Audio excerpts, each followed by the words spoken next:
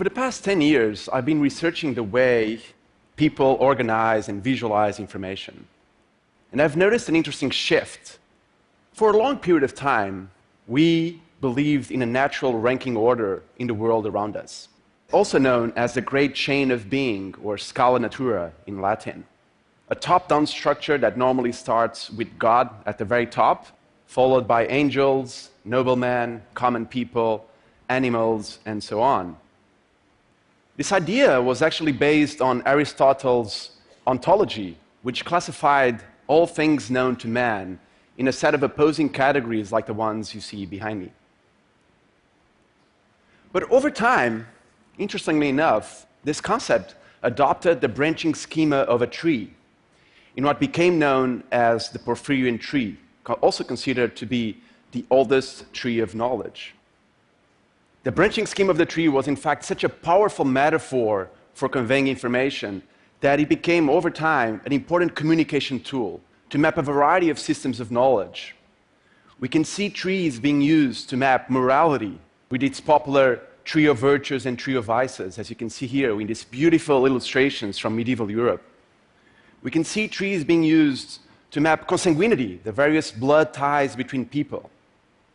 We can also see trees being used to map genealogy, perhaps the most famous archetype of the tree diagram. I think many of you in the audience have probably seen family trees. Many of you probably even have your own family trees drawn in such a way.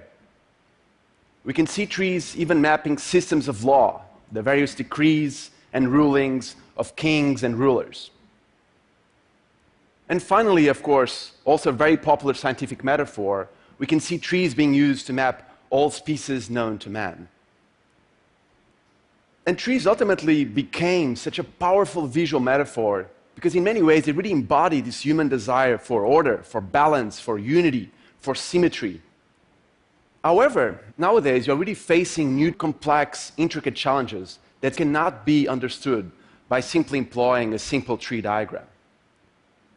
And the new metaphor is currently emerging, and it's currently replacing the tree in visualizing various systems of knowledge. It's really providing us with a new lens to understand the world around us.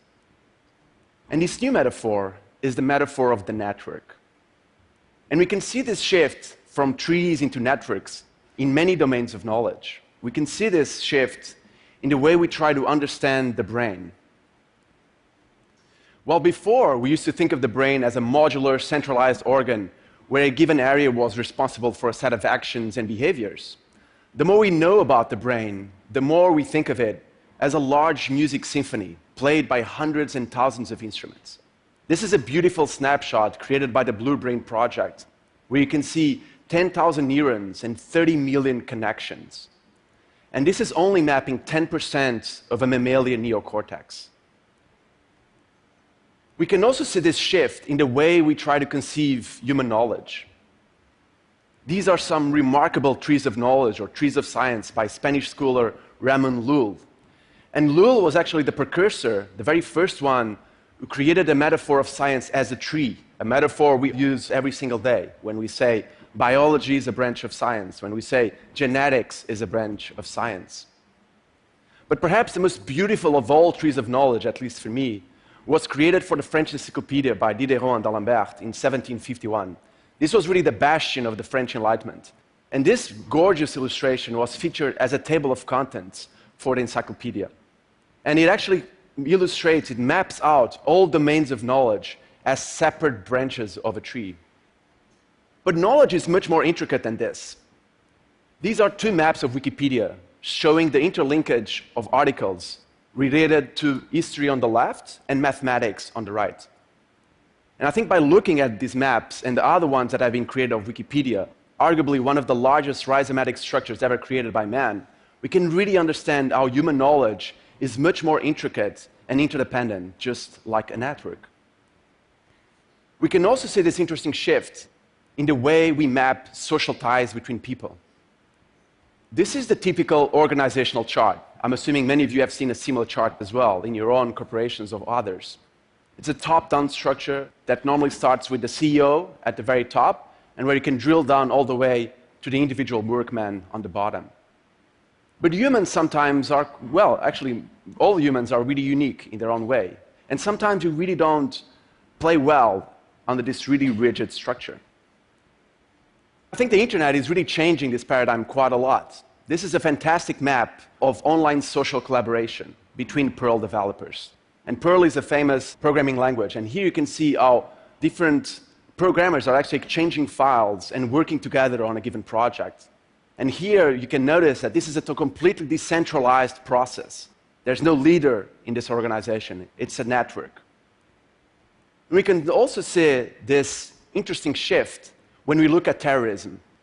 One of the main challenges of understanding terrorism nowadays is that we are dealing with decentralized, independent cells, where there's no leader leading the whole process.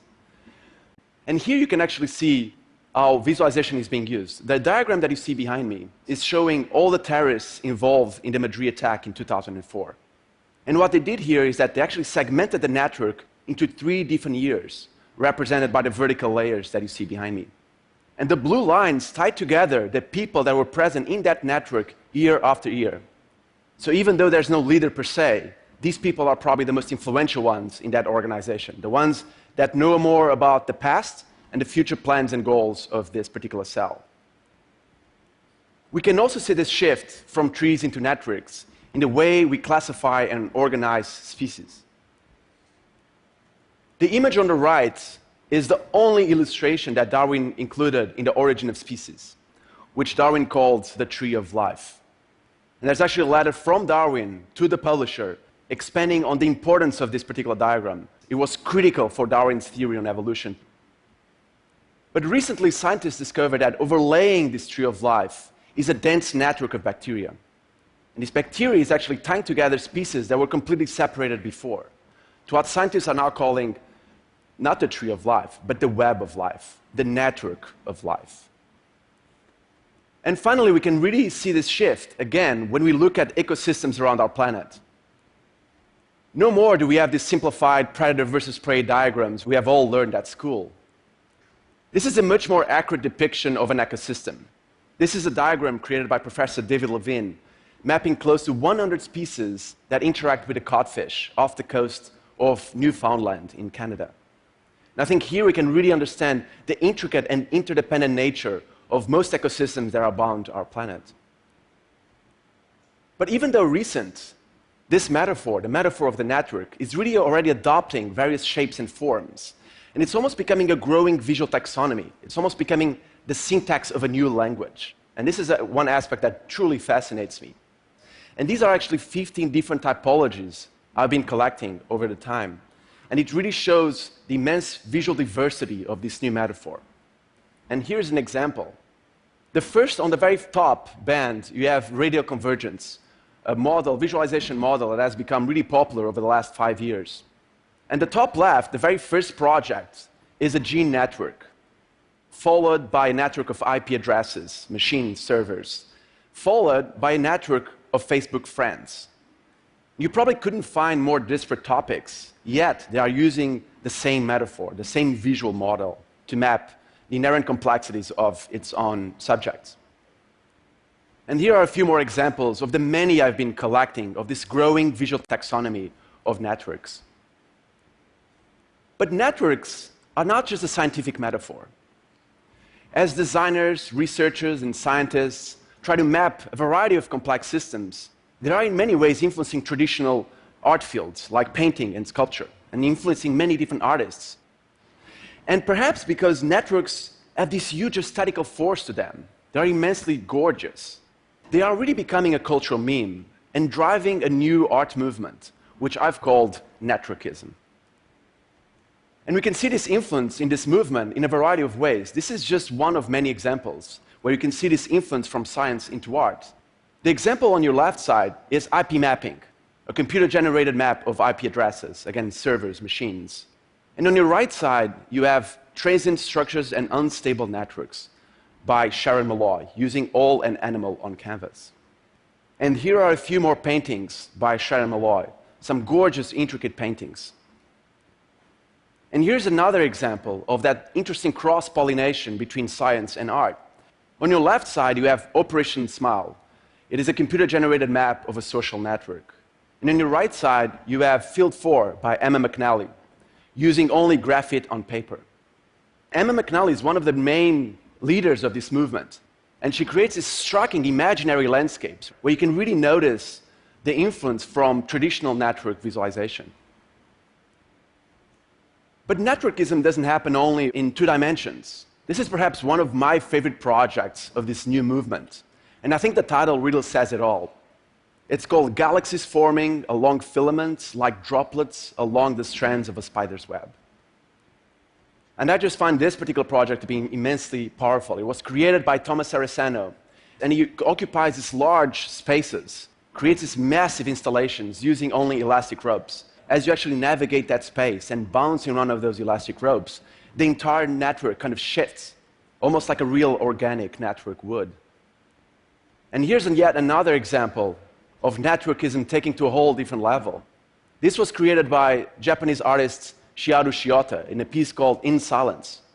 And Shiota, like Thomas Aressano, fills these rooms with this dense network, this dense web of elastic ropes and black woolen thread, sometimes including objects, as you can see here, sometimes even including people in many of her installations. But networks are also not just a new trend, and it's too easy for us to dismiss it as such. Networks really embody notions of decentralization, of interconnectedness, of interdependence. And this new way of thinking is critical for us to solve many of the complex problems we are facing nowadays, from decoding the human brain to understanding the vast universe out there. On your left side, you have a snapshot of a neural network of a mouse, very similar to our own at this particular scale. And on your right side, you have the Millennium Simulation.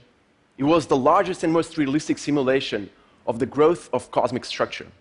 It was able to recreate the history of 20 million galaxies in approximately 25 terabytes of output. And coincidentally or not, I just find this particular comparison between the smallest scale of knowledge, the brain, and the largest scale of knowledge, the universe itself, to be really, really quite striking and fascinating.